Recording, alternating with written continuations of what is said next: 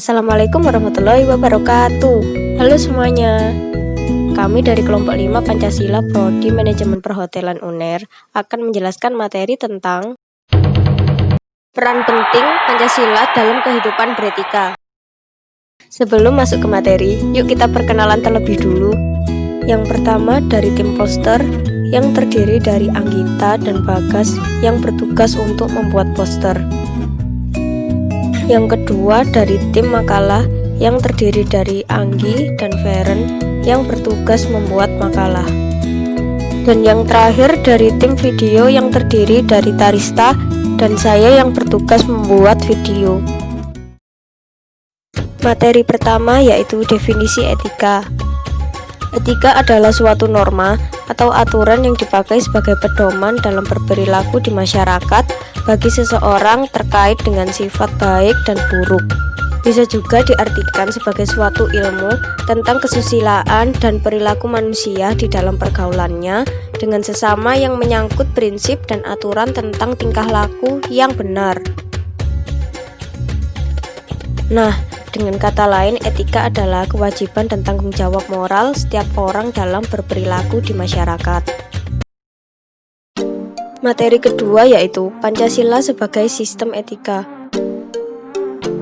Pancasila sebagai sistem etika di samping merupakan way of life bangsa Indonesia, juga merupakan struktur pemikiran yang disusun untuk memberikan tuntutan atau panduan kepada setiap warga negara Indonesia dalam bersikap dan bertingkah laku. Pancasila sebagai sistem etika dimaksudkan untuk mengembangkan dimensi moralitas dalam diri setiap individu, sehingga memiliki kemampuan menampilkan sikap spiritualitas dalam kehidupan bermasyarakat, berbangsa, dan bernegara. Pancasila sebagai sistem etika merupakan moral guidance yang dapat diaktualisasikan ke dalam tindakan konkret yang melibatkan berbagai aspek kehidupan. Oleh karena itu, sila-sila Pancasila perlu diaktualisasikan lebih lanjut ke dalam putusan tindakan sehingga mampu mencerminkan pribadi yang saleh, utuh, dan berwawasan moral akademis. Materi yang ketiga yaitu penerapan Pancasila sebagai sistem etika dalam kehidupan sehari-hari. Yang pertama adalah penerapan sila ketuhanan yang Maha Esa. Memiliki satu agama dan menjalankan peribadatan dari agama tersebut. Kepemilikan terhadap agama tersebut harus diikuti dengan ketakwaan pada Tuhan.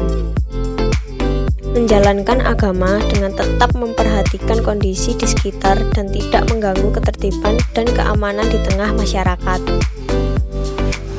Menjaga toleransi atau saling hormat menghormati di antara umat beragama agar tercapai kedamaian dan kenyamanan bersama.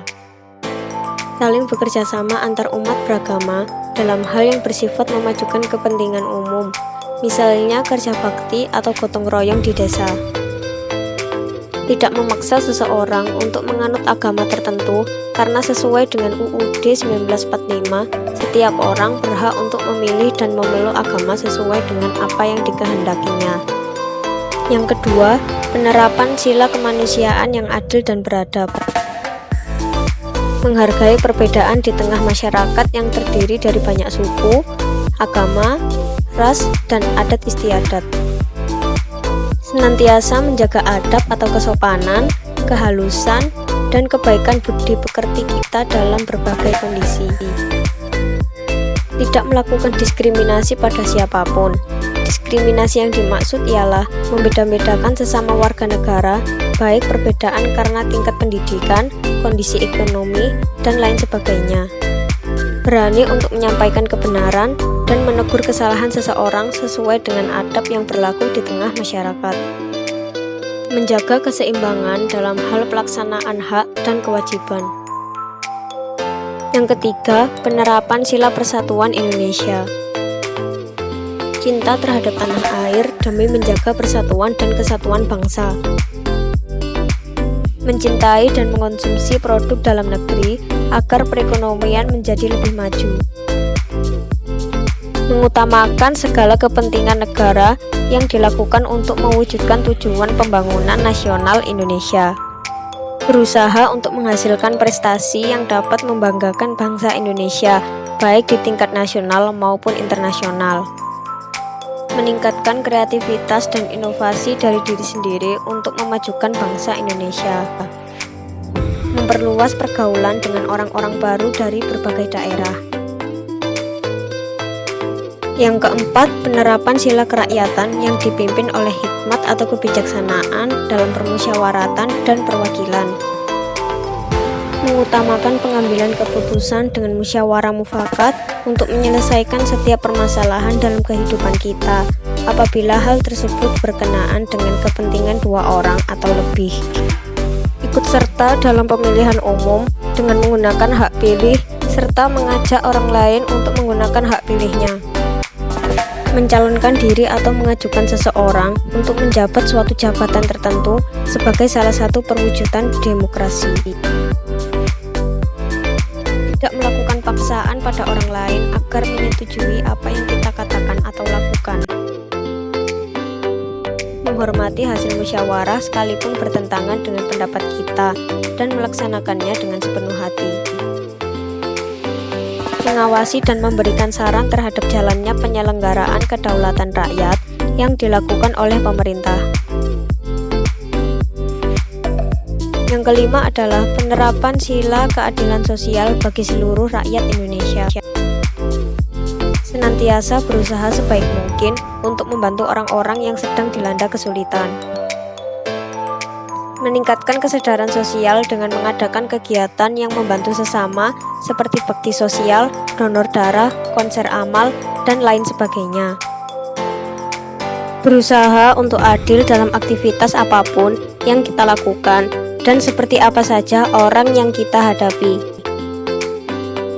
Tidak mengganggu orang lain, apapun yang sedang kita lakukan, menegur siapa saja yang mengganggu ketertiban umum dan keamanan di tengah masyarakat. Menghargai karya atau hasil ciptaan orang lain, hargai pula karya yang kita hasilkan sendiri. Berani memperjuangkan keadilan, baik untuk diri sendiri maupun untuk orang lain, dan membantu orang lain untuk memperjuangkan keadilan.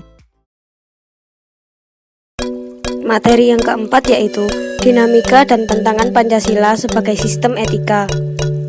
Pentingnya Pancasila sebagai sistem etika terkait dengan masalah yang dihadapi bangsa Indonesia sebagai berikut. Yang pertama, banyaknya kasus korupsi yang melanda negara Indonesia sehingga dapat melemahkan sendi-sendi kehidupan berbangsa dan bernegara. Yang kedua, masih terjadinya aksi terorisme yang menganut agama sehingga dapat merusak semangat toleransi dalam kehidupan antar umat beragama dan meluluhlantahkan semangat persatuan atau mengancam disintegrasi bangsa. Yang ketiga, masih terjadinya pelanggaran hak asasi manusia atau HAM dalam kehidupan bernegara. Yang keempat, kesenjangan antar kelompok masyarakat kaya dan miskin masih menandai kehidupan masyarakat Indonesia. Yang kelima, ketidakadilan hukum yang masih mewarnai proses peradilan di Indonesia, seperti putusan bebas bersyarat atas pengedar narkoba asal Australia seperti Skeppel Corby. Yang keenam, banyaknya orang kaya tidak bersedia membayar pajak dengan benar. Sekian dari kelompok kami, mohon maaf apabila ada salah kata, pengucapan, dan lain-lain. Sampai jumpa lagi. Terima kasih telah menonton video kami.